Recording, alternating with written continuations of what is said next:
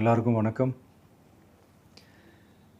இந்திய அரசியல் சாசனம் நம்ம தமிழ்நாட்டில் இருக்கிற எல்லாருக்குமே கொடுத்துருக்கிற உரிமையில் ரொம்ப ரொம்ப முக்கியமானது ஓட்டிங் ரைட், வாக்குரிமை.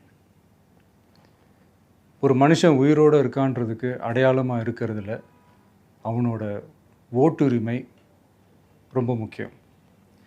அதனால தான் voting is not only our right but also our life.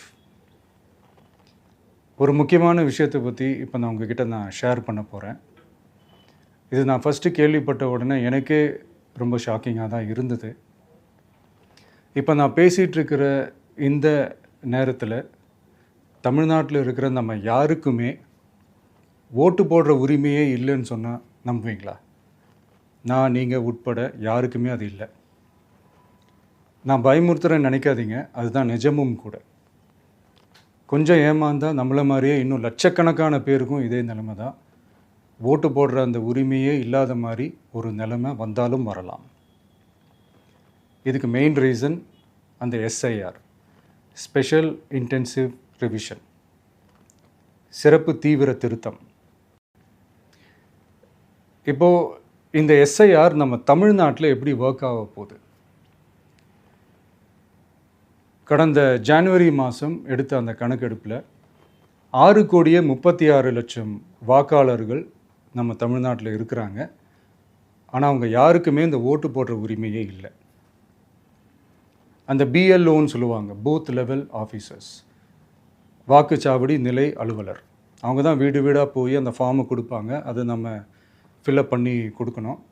அதை தேர்தல் ஆணையம் அதை எடுத்துகிட்டு போய் அதை ஸ்க்ரூட்டினைஸ் பண்ணி அது எல்லாமே கரெக்டாக இருக்கான்னு செக் பண்ணி பார்த்ததுக்கப்புறம் அந்த வாக்காளர் பட்டியலை வெளியிடுவாங்க. அந்த வாக்காளர் பட்டியலில் நம்ம பேர் இருக்கணும், அப்போ தான் நம்மளால் ஓட்டு போட முடியும். அந்த புது பட்டியல் வர்ற வரைக்கும் நம்ம வாக்காளர்களான்றது அது உறுதியே செய்ய முடியாது. இன்கேஸ் அந்த புது பட்டியலில் நம்ம பேர் இல்லைன்னா அது ஒரு தனி ப்ராசஸ், அது ஒரு தனி ஃபார்ம், அது ஒரு தனி கிளைம்ன்ற மாதிரி அது ஒரு வேறு வேலை. ஸோ இந்த மாதிரி நிறைய சிரமங்கள் குழப்பங்கள் இருக்கிறதுனால மக்களுக்கு இது மேலே ஒரு கன்ஃபியூஷன் ஒன்று இருக்குது. இது என்ன வெரிஃபிகேஷனா இல்லை ஒரு மறைமுக ரீரெஜிஸ்ட்ரேஷனா இல்லை இது ஒரு நியூ ரெஜிஸ்ட்ரேஷன் மாதிரியே தானா அப்படின்ற மாதிரி நிறைய கன்ஃபியூஷன் இருக்குது. அவங்க செய்ய வேண்டியதெல்லாம் ஒன்று தான். இந்த மாதிரி வீடு வீடாக போய் அந்த என்யூமரேஷன் ஃபார்ம் நம்ம ஃபில்அப் பண்ணி கொடுக்கும்போது அதுக்கான அக்னாலேஜ்மெண்ட்டை அந்த பிஎல்ஓ அந்த ஆஃபீஸர்கிட்ட இருந்து நீங்கள் வாங்கிக்கணும். அது ரொம்ப ரொம்ப முக்கியம். இது நான் சொல்கிறது வாக்காளர் பட்டியலில் ஆல்ரெடி உங்கள் பேர் இருக்கிறவங்களுக்கு நான் சொல்கிறேன். இப்போ புது வாக்காளர்கள், ஃபஸ்ட் டைம் ஓட்டர்ஸ், அவங்களுக்கு ஃபார்ம் 6ன்னு ஒன்று இருக்குது. அதை நீங்கள் ஃபில்அப் பண்ணி நீங்கள் உங்கள் ஏரியாவில் இருக்கிற சம்மந்தப்பட்ட அந்த உங்கள் அலுவலகத்தில் நீங்கள் டைரெக்டாகவும் சப்மிட் பண்ணலாம், இல்லை நீங்கள் ஆன்லைன்லேயும் சப்மிட் பண்ணலாம். அப்படி ஆன்லைனில் நீங்கள் சப்மிட் பண்ணிங்கன்னா அதுக்கான ஸ்க்ரீன்ஷாட்டை எடுத்து வச்சுக்கோங்க. ஃபோனில் மெசேஜ் வரும், அதை சேவ் பண்ணி வச்சுக்கோங்க. அப்ராடில் இருக்கிறவங்க கூட அந்த எஸ்ஏஆர் ஃபார்மை டவுன்லோட் பண்ணி நீங்கள் அதை ஃபில்அப் பண்ணி சப்மிட் பண்ணலாம். அதுக்கான அக்னாலேஜ்மெண்ட்டை வாங்கி வச்சுக்கோங்க. ரொம்ப முக்கியமாக உங்களோட பிஎல்ஓ அந்த ஆஃபீஸர் யாருன்னு தெரிஞ்சு வச்சுக்கோங்க. இந்த தேர்தல் ஆணையம் அந்த வெப்சைட்டில் போனீங்கன்னா அந்த பர்டிகுலர் பிஎல்ஓ ஆஃபீஸரோட ஃபோன் நம்பர் கூட நீங்கள் எடுத்து வச்சுக்கலாம். இன்கேஸ் உங்களை யாரும் ரீச் பண்ணலை இல்லை உங்களுக்கு அந்த ஃபார்ம் கிடைக்கல அப்படின்னா நீங்கள் அவரை காண்டாக்ட் பண்ணி அந்த ஃபார்மை வாங்கி நீங்கள் ஃபில்அப் பண்ணி நீங்கள் சப்மிட் பண்ணலாம். ரொம்ப முக்கியமாக அதுக்கான அக்னாலேஜ்மெண்ட்டை வாங்கி வச்சுக்கோங்க. இது எல்லாமே சரியாக செஞ்சாலும் இந்த எஸ்ஐஆர் மேலே சில டவுட்ஸ் இருக்குது. அது என்னென்னா, இந்த 6,36,00,000 வாக்காளர்களுக்கு ஒருத்தர் விடாமல் இந்த ஒரே மாதத்துக்குள்ளே எப்படி எல்லாருக்குமே அந்த ஃபார்ம் போய் ரீச் ஆகும்? ஒன்று. ரெண்டாவது, நீங்கள் வரும்போது வீட்டை பூட்டிட்டு வேலைக்கு போயிட்டு என்ன பண்ணுறது? இப்போ நீங்கள் வருவீங்கன்றதுக்காக வேலையெல்லாம் விட்டுட்டு வீட்டுக்குள்ளேயே உட்காந்துட்ருக்கணுமா? ஸோ இதில் மெயினாக பாதிக்கப்பட போகிறது உழைக்கிற மக்கள், ஏழைகள், வேலைக்கு போகிற பெண்கள். இவங்களுக்கு யார் கரெக்டான அந்த பதில் சொல்ல போகிறது? ஒரு நியாயமான எஸ்ஐஆர்னால் என்ன நடக்கணும்? இப்போது இறந்து போனவங்களை மார்க் பண்ணி அதுலேருந்து டிலீட் பண்ணணும். இப்போ போலி வாக்காளர்கள் இருந்தாங்கன்னா அவங்கள மார்க் பண்ணி டிலீட் பண்ணணும். இப்போ ஆல்ரெடி ஓட்டு இருக்கிறவங்களுக்கு எதுக்கு இந்த ரெஜிஸ்ட்ரேஷன் என்ற பேரில் இவ்வளவு குழப்பங்கள் அப்படின்றது தான் எங்கள் கேள்வி. இப்போ புதுசாக வர வாக்காளர்களையோ இல்லை ஓட்டு இல்லாதவங்களையோ சேர்த்தா பத்தாதா? இப்போ ரீசெண்டாக நடந்த இப்போ எலெக்ஷன் 2021, 24 எப்படி எல்லாருமே ஓட்டு போட்டோம்? அதில் ஓட்டு போட்டவங்க கூட இப்போ புதுசாக ரெஜிஸ்டர் பண்ணணுன்னா அது ஏன் அந்த கன்ஃபியூஷன் அப்படின்றதான் நாங்கள் கேட்குறோம். அதனால தான் நாங்கள் எஸ்ஐஆரை எதிர்க்கிறோம். இப்போ புதுசாக சில கம்ப்ளைண்ட்ஸ்லாம் வர ஆரம்பிக்குது. அது என்னென்னா முக்கியமாக நம்மளுடைய டிவிகே தோழர்களுக்கு அந்த ஃபார்ம் கிடைக்க மாட்டேங்குது, கொடுக்க மாட்டேன்றாங்க அப்படின்ற சில கம்ப்ளைண்ட்ஸ். இது யார் பண்ணுறாங்க அப்படின்றது நான் தான் சொல்லி தெரிய வேணும்னு ஒன்றும் அவசியம் இல்லை உங்களுக்கு. இப்போ இருக்கிற ஆட்சியாளர்கள் அவங்களுக்கு கைப்பாவையாக இருக்கக்கூடிய சில பேர் இதை செய்ய ஸ்டார்ட் பண்ணியிருக்கிறாங்க. அதனால் மைடியர் வர்ச்சுவல் வாரியர்ஸ், இதை சாதாரணமாக எடுத்துக்காதீங்க. இது எல்லாருக்குமே அந்த ஃபார்ம் போய் ரீச் ஆகணும்.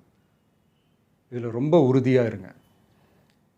அதையும் மீறி உங்களுக்கு அந்த ஃபார்ம் கிடைக்கலன்னா இருக்கவே இருக்கும் ஆன்லைன். தேர்தல் ஆணையம் அந்த வெப்சைட்டில் போய் அந்த ஃபார்மை டவுன்லோட் பண்ணி நீங்கள் ஃபில்அப் பண்ணி சப்மிட் பண்ணலாம். உங்கள் வீட்டில் இருக்கிறவங்களுக்கு நீங்கள் செஞ்சு கொடுங்க, பக்கத்து வீட்டில் இருக்கிறவங்களுக்கு செஞ்சு கொடுங்க, தெரிஞ்சவங்களுக்கு, தெரியாதவங்களுக்கு, பழகினவங்களுக்கு, பழகாதவங்களுக்கு எல்லாருக்குமே நீங்கள் தயவு செஞ்சு கொடுங்க.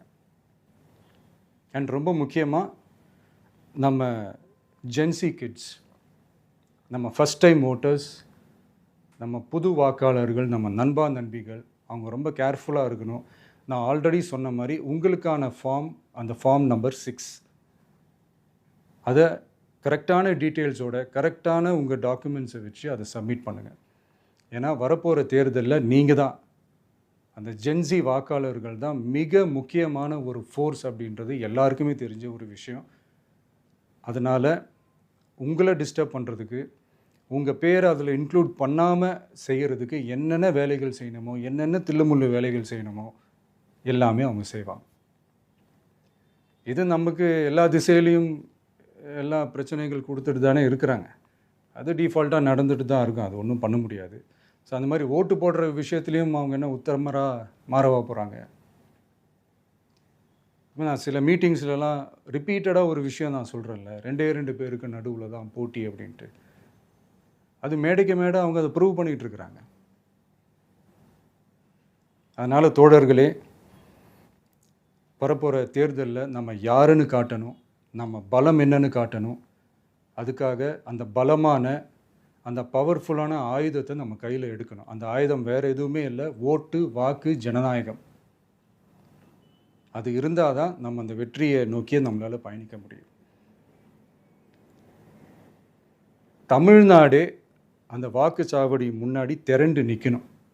அதை பார்த்துட்டு தமிழ்நாடே தமிழக வெற்றி கழகமா இல்லை தமிழக வெற்றி கழகம் தான் தமிழ்நாடா அப்படின்ற மாதிரி இருக்கணும். வீடுன்னு ஒன்று இருந்தால் தான் ஓடு மாற்ற முடியும்னு அறிஞர் அண்ணா அவர்கள் சொல்லியிருக்கிறாங்க. அந்த மாதிரி ஓட்டுன்னு ஒன்று இருந்தால் தான் இந்த நாட்டையே காப்பாற்ற முடியும். அப்புறம் இன்னொரு முக்கியமான விஷயம், அந்த எனிமரேஷன் ஃபார்ம் நீங்கள் ஆன்லைனில் நீங்கள் ஃபில்அப் பண்ணும்போது அதில் ஒரு சில ப்ராப்ளம்ஸ் வர்றதுக்கு வாய்ப்பு இருக்குது. அது உங்களுடைய ஓட்டர் ஐடியில் இருக்கிற உங்கள் பேரும், ஆதார் கார்டில் இருக்கிற பேரும், அந்த ஸ்பெல்லிங், இனிஷியல்ஸ் எல்லாமே ஒரே மாதிரி இருந்தால் தான் அது அக்செப்ட் ஆகும். இல்லைன்னா அக்செப்ட் ஆகாது. அது கொஞ்சம் கேர்ஃபுல்லாக பண்ணுங்கள். அது கொஞ்சம் யூசர் ஃப்ரெண்ட்லியாக இருக்கலாமேன்னு கேட்டதுக்கு அதெல்லாம் முடியாது, அதுக்கெலாம் வாய்ப்பு இல்லை, அதுக்கெலாம் ஆளுங்க இல்லை, பண்ண முடியாதுன்னு ரிப்ளை பண்ணிட்டாங்க. ஸோ அதனால் மைடியர் டிவிகே தோழர்களே, மைடியர் ஜென்சி படை பலமே, உஷாராக இருங்க, கான்ஃபிடெண்ட்டாக இருங்க. நல்லதே நடக்கும். வெற்றி நிச்சயம். மீண்டும் சந்திக்கும் வரை நன்றி, வணக்கம்.